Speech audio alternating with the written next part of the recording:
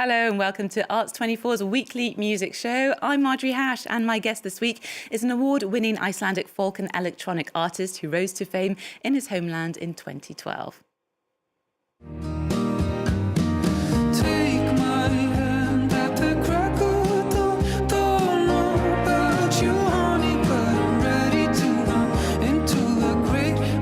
With a beautiful falsetto voice and complex guitar melodies, it's no surprise that 10 years ago he garnered fans around the world singing in both Icelandic and English. He's just released his 5th studio album, the introspective yet optimistic Julia. Ásgeir, thank you so much for joining me on France 24.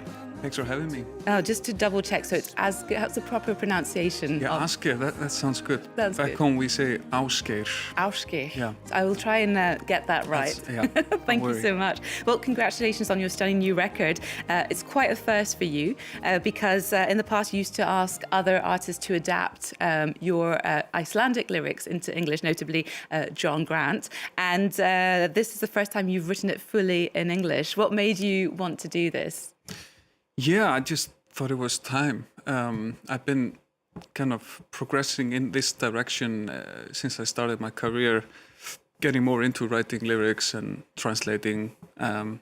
Just felt now was the time. I have the self-confidence to do it, and I wanted to kind of show myself I could do it. So that's good. And did the words come straight out in English, or did you think in Icelandic? I'm interested in the process. Yeah, I just wrote it in English. Mm-hmm. For some reason, it's easier for me to write in English. Mm-hmm.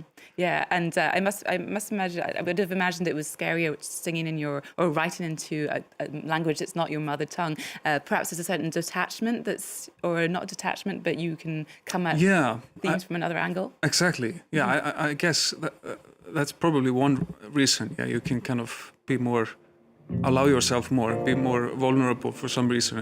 Maybe because of you have a bit of a distance, you know. So yeah. Yeah, no, interesting. Well, how about we check out one of the singles? It's called Against the Current. The wind disturbs the water, and I split into 1,000 parts. I'm not alone, there's an army within my heart. Floating with the stream, will in time be the death of me. Wanna break from the boundaries, flow wild and free up against the current. I'm just an idea, a reflection of your beliefs. It's not just the music, the videos are also beautiful. Ásgeir, tell us a little bit about this track, Against the Current. I believe it's about not trying to fit into the mold and not worrying about what other people think of you. Did you feel like you were ending up as your career went on, thinking, oh my God, what is expected of me? And was that sort of... Yeah, I think so. Yeah, but for a period of time, definitely. And also just, it's also about just not trying to fit into like a certain idea that I have of myself, you know. We can, I feel like maybe sometimes we put ourselves into boxes, like, and don't allow ourselves to just move freely, you know. So. And what kind of things did you do more freely with this record? I know that it's more stripped down maybe than previous albums. Was that something that you felt you wanted to explore? Or? I don't know. I just felt like I wasn't afraid of anything. I just felt really kind of free and flowing the whole process, you know. And I just spent more time on actually focusing on songwriting instead of trying to make it sound good afterwards, or like, just not thinking about really what anybody thought, you know, just following my own feeling, you know. Very instinctive. Yeah. The album's called Julia. Who or what is Julia? It's a good question. It's just something I thought of after making the album. I started to see a thread between a few songs there that could be tied into this idea of Julia, you know. And for me, I guess it means like a creative muse that at a point in my life I felt like I lost, and kind of the way of gaining it back, and yeah. Well, we're glad Julia's back because she's turned out to be a stunning album. You're also going to be on tour with dates in the spring and particularly in the autumn for Europe. And you're going to be playing Lille on the 23rd of April and Paris's Maroquinerie on the 20th of September, a little gap there. In recent years, you've enjoyed playing smaller venues. Was that a conscious choice to be more close to the audience, in a time where people are either struggling on the road with massive arena tours or, in between? This is quite a nice sort of human side to the... Yeah, not really a conscious choice, but it's... I like those venues. I guess I prefer them, It's more intimate and you get more of a real connection with the audience, both at the show and you can actually meet the people afterwards and say hi. And so, I prefer playing those kind of venues. Yeah, and it's kind of interesting at this time. It's more a kind of maybe environmentally friendly in a way, subconsciously of just being more grassroots. Right. Yeah, there's another artist that you might enjoy and who, like you, is a fan of beautiful landscapes. He's Australian. He's called Chet. He's just released a new album called Love for Strangers, and France 24's Jenny Ben Brahim met up with him to find out more.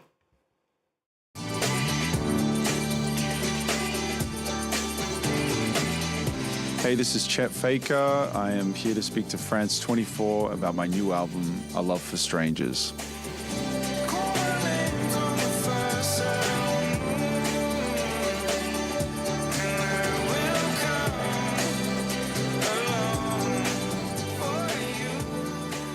A Love for Strangers is a kind of collection of songs over a time period that you could call them love songs, but it's not in the traditional sense. It's about love. It's about wanting to love, trying to love, and sometimes that just not working.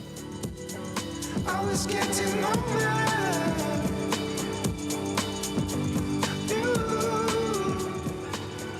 We're constantly objectifying each other through screens or photos or tags or whatever. So for me, I wanted to make a record to help myself connect with people and to start to build a sort of philosophy towards choosing to connect with a stranger rather than fearing them immediately.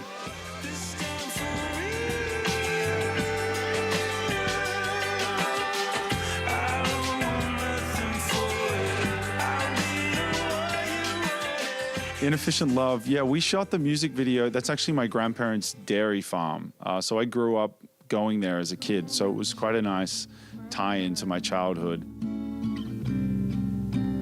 Tell me what your secrets are. It wasn't planned that well. We just went there really early in the morning at sunrise. We had the goldfish, which his name's Freddie, and it looks like I'm exhausted in the video because I was. Some friend calls my name and it leaves in the air. I wanted to make a record that felt like an ode to the sounds that were reaching me in the 90s. There was a lot of grunge music, but then you had these piano pop ballads on the radio. 'Cause I can swim.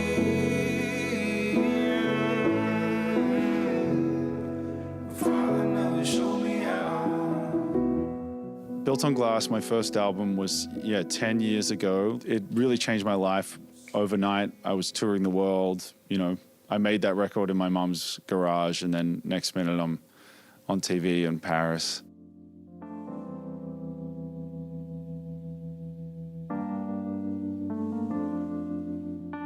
No Diggity was this anomaly viral thing. I mean, nowadays songs don't really go viral, TikToks do, but back then it went through the blogosphere and got shared around. I only sent that MP3 out once to one person, and from there it reached every country, I like the way you work it, no diggity.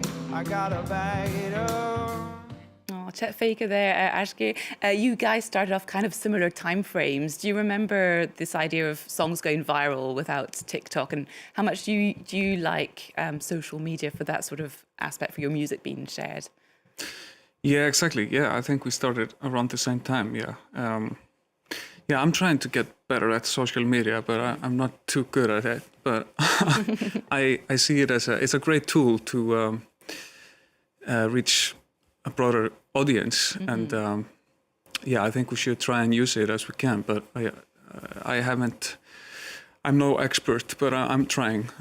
And you can go and check out Ásgeir's Instagram, for example, because you've got beautiful footage going on there and landscapes, which is very reflective and goes with your music. Thank you so much for coming on the show. Just to remind our viewers that your fantastic new album, Julia, is out and you should get it. And go check them out on tour as well. We're going to be playing out with electroclash queen and pioneer Peaches. She's back at a mature age of 60. She's showing no sign of slowing down with kinky lyrics and a new album called No Lube So Rude. Now, the Canadian artist will also be taking this new record on the road with a stop off in Paris on the 22nd of April. Here's the title track to follow out the show for this week.